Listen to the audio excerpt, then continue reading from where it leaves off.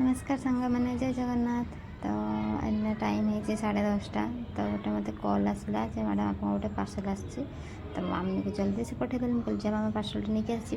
तो से पार्सलटा जाकि आसला। मुझे शाढ़ी आसो बोली, किंतु जिते पार्सलटा आसीगला आम ओपन कलु कि बाहर घड़ी बोलो चल जोटा तो गोटे आसी जापर कम दाम ये सब सारिकिना आम कौन कलु ना टी माँ झील खाई पी शोगलु।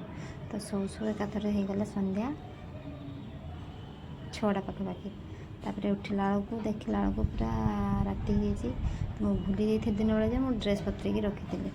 तापर जा संध्या 7टा बेले मुझे सब ड्रेस गुड़ा सब ताको क्लीन वगैरह करके बाहर ही मिलदेली। तो ये कथा सांग मैंने आज वीडियोटा ये रखा। देखा गोटे नेक्स्ट ब्लॉग रे। से पर्यंत समस्त को टाटा गुड नाइट रही। जय जगन्नाथ।